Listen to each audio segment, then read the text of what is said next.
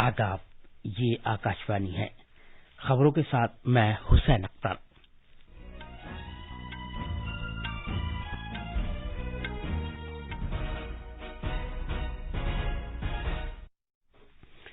वजीर-ए-आजम नरेंद्र मोदी ने कहा है कि भारत टेक्नोलॉजी और डिब्बाबंदी की जदीद सहूलियात की मदद से ज़रई बरामदात का एक मरकज बनकर उभरेगा।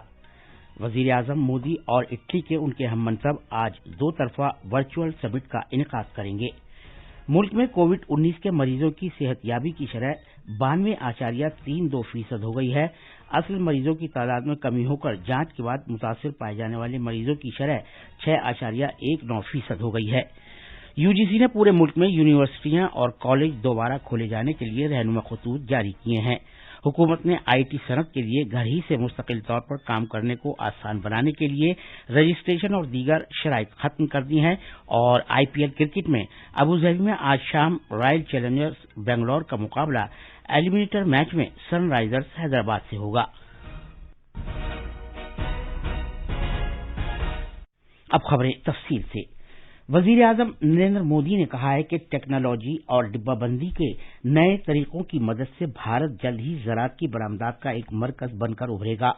कल शाम आलमी सरमायाकारों की वर्चुअल गोलमेज कॉन्फ्रेंस की सदारत करते हुए वजीर-ए-आजम ने कहा कि ज़राअत के शोबे में हालिया इस्लाहात ने भारत के किसानों के साथ साझेदारी के नए इम्कानात पैदा किए हैं।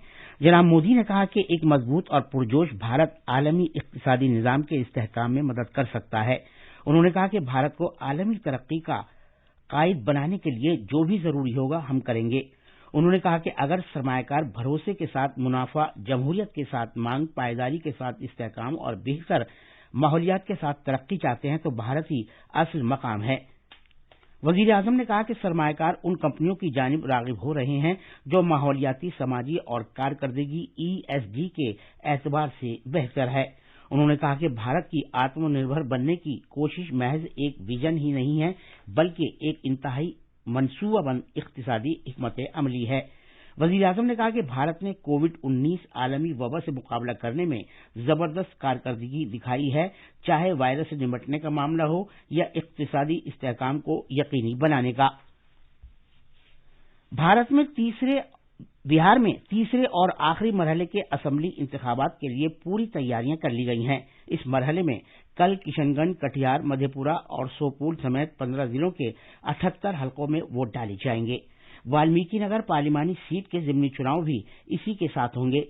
इस लोकसभा सीट के लिए 7 उम्मीदवार मैदान में हैं। 2 करोड़ 35 लाख से ज्यादा उम्मीदवार 1204 उम्मीदवारों की सियासी किस्मत का फैसला करेंगे, जिनमें 110 खवातीन भी शामिल हैं। वोट डालने का अमल सुबह 7 बजे से शाम 6 बजे तक जारी रहेगा। आला इंतखाबी अफसर HR श्रीनिवास ने कहा कि 4 नक्सल मुतासरा असेंबली हलकों वाल्मीकि नगर, रामनगर, सिमरी, बख्तियारपुर और माहिशी में पोलिंग से पहर 4 बजे तक कराई जाएगी। 33,782 में से 4,999 पोलिंग स्टेशन हसास करार दिए गए हैं। इसी मरहले के तहत बीजेपी 35 सीटों, JDU 37 और विकासशील इंसान पार्टी 4 सीटों पर चुनाव लड़ रही है। RJD ने 46 सीटों, कांग्रेस ने 25 सीटों और CPI ने 2 सीटों पर अपने उम्मीदवार उतारे हैं। वज़ीर-ए-आज़म नरेंद्र मोदी और इटली के उनके हममनसब गिस्पी कॉन्टे आज वर्चुअल तौर पर बाहमी मीटिंग का इनेकाद करेंगे।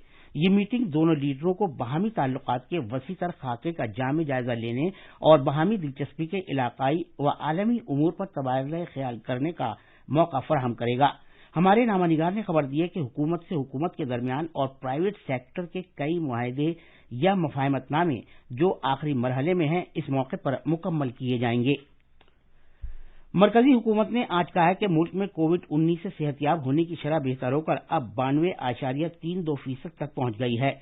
गुज़िश्ता 24 घंटे के दौरान कोविड के 54,000 से ज्यादा मरीज सेहतयाब हुए हैं। इस तरह सेहतयाब होने वालों की तादाद 77,65,000 से ज्यादा हो गई है।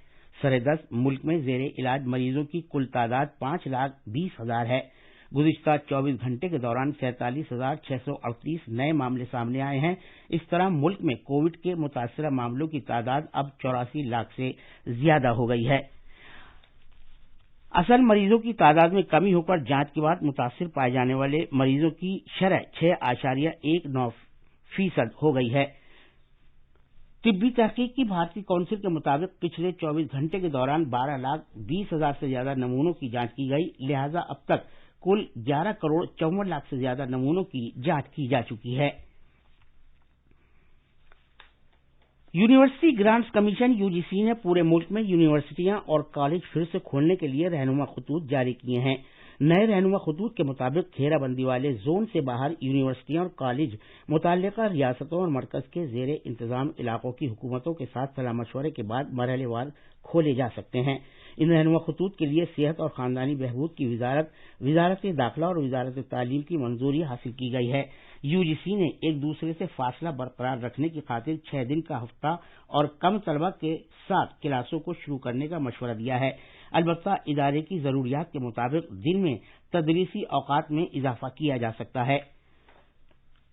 نئے رہنما خطوط میں اداروں سے اس بات کو یقینی بنانے کے لیے کہا گیا ہے کہ تعلیمی ادارے کھولنے سے پہلے مرکزی یا متعلقہ ریاستی حکومت کی جانب سے اس علاقے کو محفوظ قرار دیا جانا ضروری ہے۔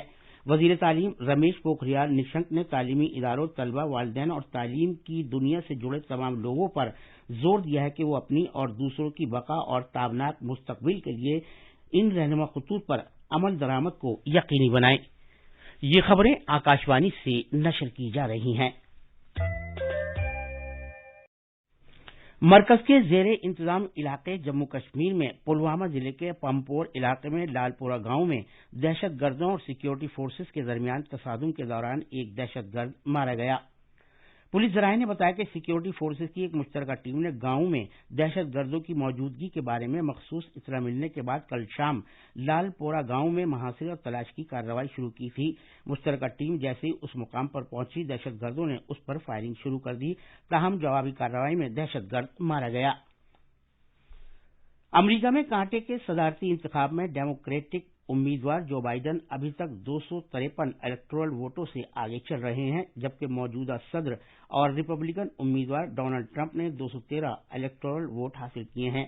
538 رکنی الیکٹورل کالج میں کسی امیدوار کو کامیابی کے لیے کم سے کم 270 الیکٹورل ووٹوں کی ضرورت ہوتی ہے۔